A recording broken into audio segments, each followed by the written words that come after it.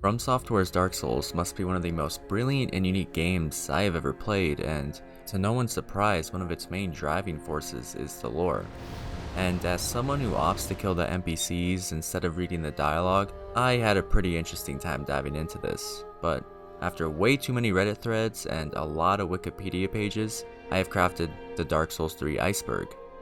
And if you're unaware, or just live under a rock, and I mean a big rock, then let me explain what an iceberg is. In short, it's a visual representation of theories that progressively become less known and obscure. At the top, I have well-known lore pieces which I can barely call a theory, but in itself, almost all Dark Souls lore is a theory. Let's be honest, the iceberg could realistically look like this.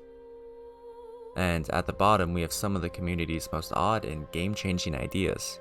But before I start this, let me quickly say, I apologize if I missed any main ideas or popular theories. I'm not a lore frog and I just jumped into this head first. But feel free to correct me in the comments, I would love to see what I got wrong and if I missed anything. But with that, let's finally dive into the first layer.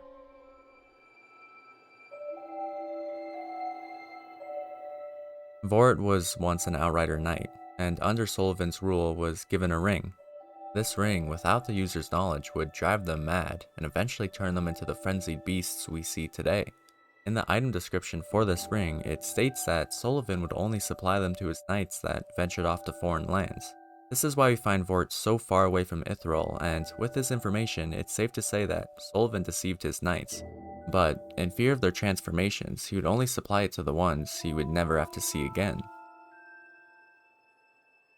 The twin princes are, well, princes, it's in the name, but it never crossed my mind that that means there must be a king. And to my surprise, after looking at the Dark Souls family tree, Guinevere, the Princess of Sunlight, and Osiris, self-explanatory, the King of Lothric, are the birth parents to these two princes, making Guinevere not just the Queen of Lothric, but also the mother to Lorien and Lothric. Lothric the person, not the place. Gwen's firstborn was once a dragon-slaying god of war, but during the War of Fire, for some unknown reason, he sacrificed everything to ally with the ancient dragons, leaving him with nothing but the dragons he partnered, specifically that of Stormdrake. The boss we greet today is none other than Gwen's firstborn son, the Nameless King. Every character in Dark Souls has the same fate. It's either madness or death. And well, Gwendolyn is no exception. There's a reason Aldrich is placed in Anor Londo, not too far from where we find Gwendolyn. And if you look, their appearance is not just similar, but exactly the same. I would also like to point out, Aldrich has the title of Devourer of Gods, and while Gwendolyn is conveniently a god. I think you know where I'm getting at, and really no more explaining is needed. But with that, let's move on to the next layer.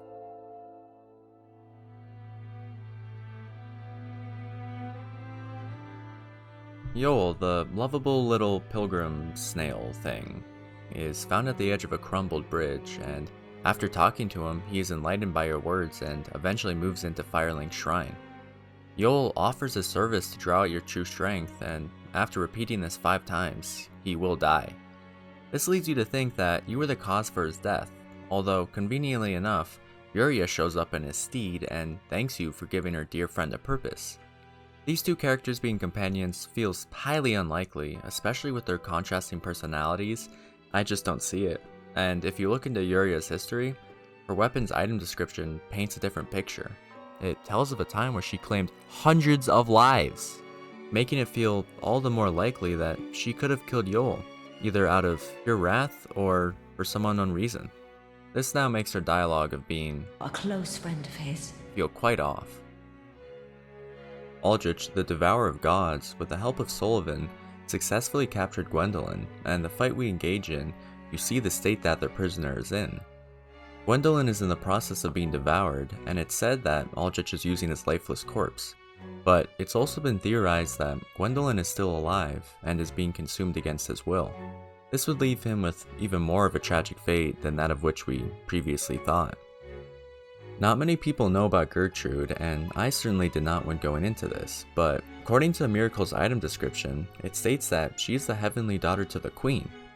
With this information, it's safe to say that she's the daughter of Guinevere, who is presumably the Queen of Lothric. This then makes her the sister to the twin princes. Although, like every other character in this game, it ends tragically. She is visited by an angel and receives its teachings, but in doing so, she loses the ability of sight and speech.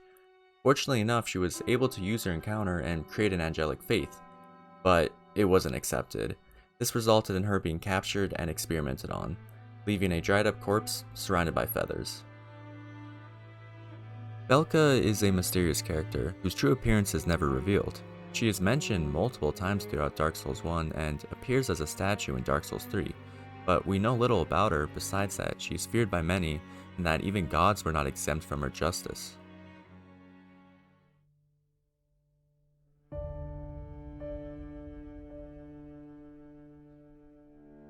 Aldrich is back and he's devouring more gods than you can count. It's highly plausible that Priscilla could have been one of his victims. The Painted World, her home, can be accessed fairly easily from Anor Londo, where Aldrich resides.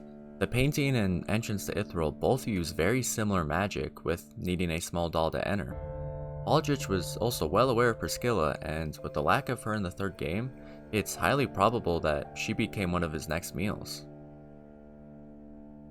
Solaire, one of Dark Souls' most iconic characters, lacks an appearance in their third game.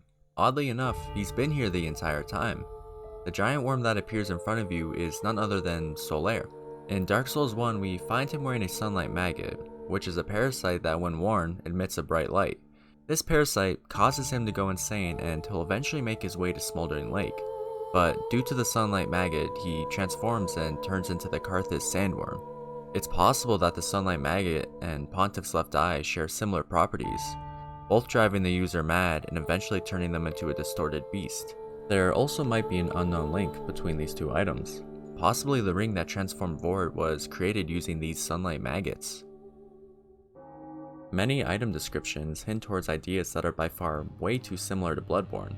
Aldrich's soul description reads, "It inspired visions of a coming age of the deep sea." This has obvious ties towards Bloodborne's Old Hunter DLC, and it's quite possible that Aldrich foresaw the future, and that future being the flooded lands of the fishing hamlet, Bloodborne's DLC. The soul that drops after killing Yorm describes him as the descendant of an ancient conqueror. This could relate to the giant lord that appears in Dark Souls 2. You can also find the corpse of an NPC at the top of Profane Capital. This body is none other than Laddersmith Gilligan, an NPC in Dark Souls 2. This tie between both games, with it all being right next to Yorm, could mean something. And when comparing the two bosses, they do share an oddly similar appearance. Yorm and Sigurd were close friends, but before facing his fate as the Lord of Cinder, he gifted Sigurd the Storm Ruler, a weapon capable of bringing giants to their knees. Should Yorm's despair be too much, he asks of Sigurd to slay him. This is exactly what happens at the end of Yorm's fight, but what is left of Sigurd after he defeats his dear friend? And after teleporting back to the boss arena, we find his abandoned onion armor and his weapon, but no corpse. The last spoken words of him say he'll have a nap, with his last laugh feeling somewhat forced. It's quite possible after fulfilling his friend's last promise, he takes his own life, ending the many tragedies he's endured. When approaching Osiris, one of the first things you notice is that he's cradling a baby, but after further inspection, there's nothing there, leaving you to assume that Osiris has gone mad and trying to protect a child that does not exist. But it could be possible that his child is present, just invisible. The concept of invisibility is not new to Dark Souls, and Priscilla uses it freely throughout your encounter with her. It is also to be noted that her appearance has characteristics of a dragon. Ocelot was described by his father as a child of dragons. It could possibly be that he's using this ability unknowingly. This would explain the cries we hear throughout the boss fight, but if this theory were true, it would make Osiris' encounter all the more tragic.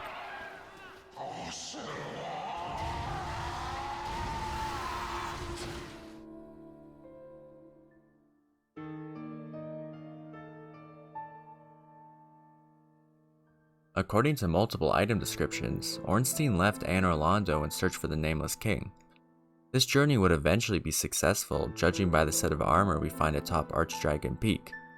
Now the question is, what happened to Ornstein? There are many interpretations, but the one I found most interesting was that he, like many others, turned into one of the countless dragon people that lay waste throughout the area. After Ornstein left in search for the Nameless King, Smo remained and guarded the ruined cathedral. It is to be said that he desired to be part of Gwen's knights, but was rejected due to his gleeful work as an executioner and his cannibalistic behavior. Left as the most powerful being in Anno Londo, he gained a cult following. They would tend to his cannibalistic habits by offering sacrifices for consumption. If you don't already know, Aldrich gained his appearance by devouring anything and anybody, so it could possibly be that Smo was his original body before he took to his sludge-like appearance. This would explain his placement in the cathedral, along with your ability to buy Smo's armor once Aldrich has been slain. Past the Invisible Bridge, atop the church in Anor Londo, is none other than the prisoner Yorshka. She's said to be the daughter of Gwen, but the question begs, why does she look so different from her father? And not just that, but her siblings. After further inspection, you can see Yorshka has scales around her eyes and even a dragon-like tail hidden under her veil. This bears no resemblance to Gwen or either of the princes. The more likely outcome is that she's the child between Gwendolyn and Priscilla. Conveniently enough, the Painted World lies right next to the Darkmoon tomb, which Gwendolyn resides in. Plus, Yorshka's frail appearance and feeble arms matches that of Gwendolyn. Black goo is oddly new to Dark Souls 3, and with what information I found, it's rumored to be corruption from the Abyss, but the cause of it infecting the people of Lothric is unknown. Under the rule of Osiris, the king of Lothric, he desired to create a child powerful enough to link the First Flame, but in doing so he committed an act so heinous that it cursed Lothric. This black goo could be failed attempts at testing for the creation of this powerful child. The goo also only appears around the high wall, with the furthest we find it being within Gundyr, who conveniently enough lies right next to the castle wall of Lothric. It could be possible that they found Gundyr's body and deemed it to be worthy of testing. In case you didn't know, Miyazaki's the lead director, designer, and writer behind the Dark Souls series, and oddly enough he symbolizes the tone of his games with little being known about him and his operation. But anyways, this theory states that Patches is Miyazaki personified in-game. He is one of few characters to appear in every Dark Souls title, and when thinking about his dialogue, he always seems to dance around the border of the fourth wall, with most of his advice not just gearing towards your character, but you the player. This would explain some of Patch's item descriptions where he compliments himself and indirectly references you. This is because it's more of Miyazaki talking than that of the character Patches. And if this were true, I find it comical that Miyazaki made himself the series' biggest asshole.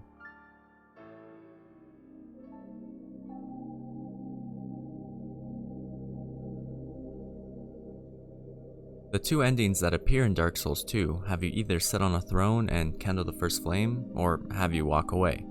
This second ending feels very off, being denied entry and what, you just let the flame fade? No, your character still determined leaves to find another way. He travels throughout many lands, letting his beard grow and even obtaining a red hood along the way. This eventually brings him to the Ashes of Ariandel, where he meets the painter, and after suffering the consequences of not linking the flame, he's illuminated by the option to burn their own world and create a new one.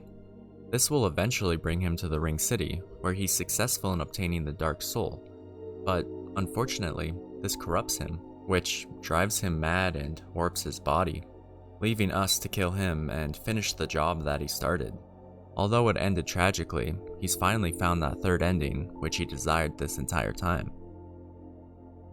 Ocelot, if not invisible, is missing throughout Dark Souls 3, with really no appearance of him. That's because you are him. Osiris's failed test subjects would be buried in the Cemetery of Ash in fear of them turning into monsters such as Gundyr and the Pus of Man. No one was exempt from these experiments, including his son, who he desired to link the First Flame. And after Ocelot failed, like many others, he was buried in the untended graves. Little to Osiris's knowledge, the experiments were successful and you the player, Ocelot, are now able to link the First Flame because of it. Your journey throughout Dark Souls 3 has you overcome many obstacles, becoming progressively more powerful until you're able to accomplish your final goal, which is that of linking the First Flame. But what if when attempting to link the fire, you are not strong enough and just die, burning as a weak ash like many have before. This ending is unsatisfying, but realistic, and could happen if the writing was boring. This thing in the sky is easily From Software's most iconic symbol, but oddly enough, it was difficult finding information on it. But from what I've found, this symbol is called the Dark Sign, and besides looking dope as hell, its purpose is widely unknown. Little to my knowledge, this symbol in the sky has been in your pocket the entire time, going by the same name to that safety net item which you've been carrying around. Now, the reason it appears in the sky is beyond me, but what I have found is that this is a creation of Gwen. Out of fear of the humans, Gwen sealed off the essence of humanity, giving life to the Dark Sign. Gwen was well aware that if he were to link the fire, others later on would also need to do it. The creation of the Dark Sign led to the Undead Curse, or better known as Halloween.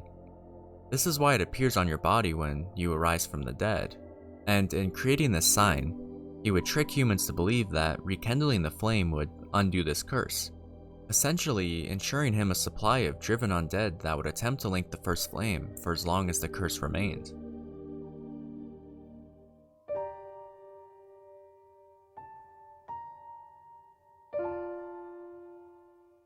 These not-so-subtle fog gates are something that stand out when you first play Dark Souls, but of course they're not just a mere game mechanic, they actually serve as a cut between time and a passage to a place that's independent to where you've previously been.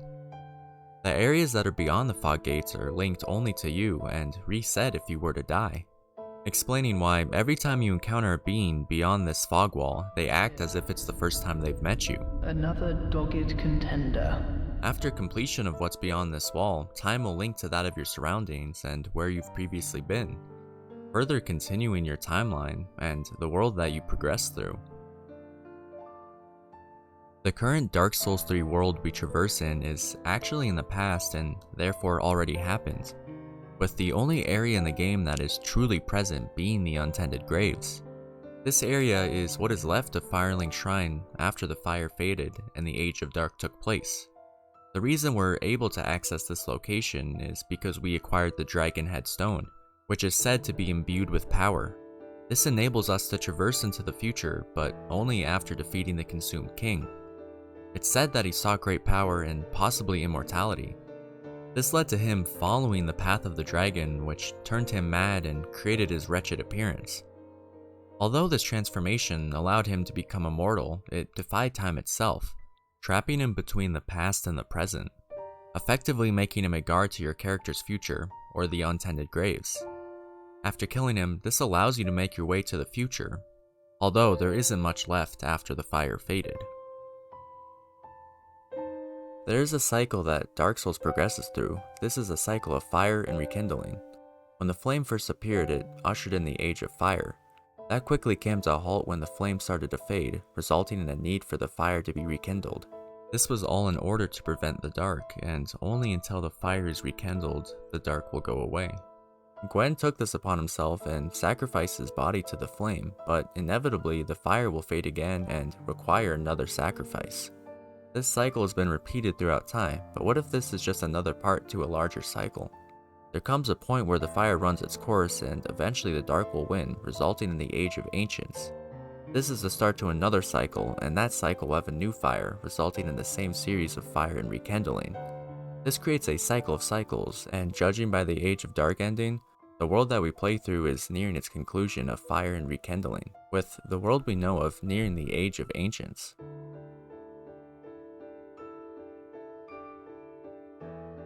The 2 DLCs to Dark Souls 3 are the final content for the series, and with that information, you'd be led to believe that ending would hold quite some significance. But instead we're left with defeating Gale and giving the Dark Soul to the Painter. The Painter desires to create a new world because the one she's in is rotting. If you don't already know, paintings serve as an entrance to another reality, such as the one in Dark Souls 1. But what if this reality being created by the Painter is the original world of Dark Souls, and therefore repeating a continuous cycle?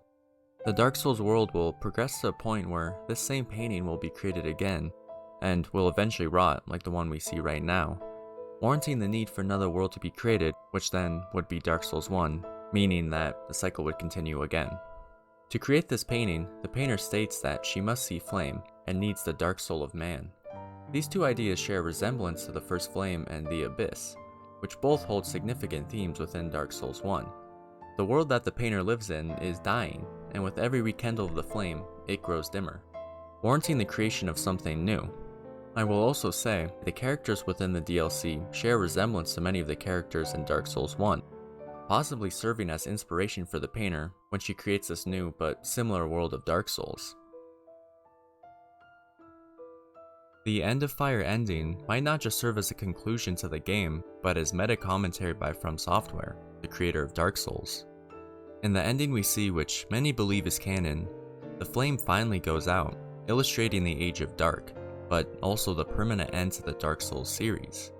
However, the Firekeeper mentions that there are tiny flickers of flame beyond the darkness. This could represent From Software's up-and-coming new works such as Sekiro and Elden Ring. Although Dark Souls is left in the dark, there is much more to come, if Elden Ring ever comes out. And let me state, if any of that final layer made sense to you, then yeah, you're wrong. But big thanks to the Dark Souls 3 subreddit, it provided me with most of the theories for this video. I will also be linking everybody's names that helped with this iceberg. And big thanks to you, this is out of my comfort zone, and as you can tell, I'm not a good writer, but if you've made it this far, I appreciate it. But with that, I'm gonna make something that doesn't take like a month and a half to make. That took way too long. But thank you for watching. How do I end the video?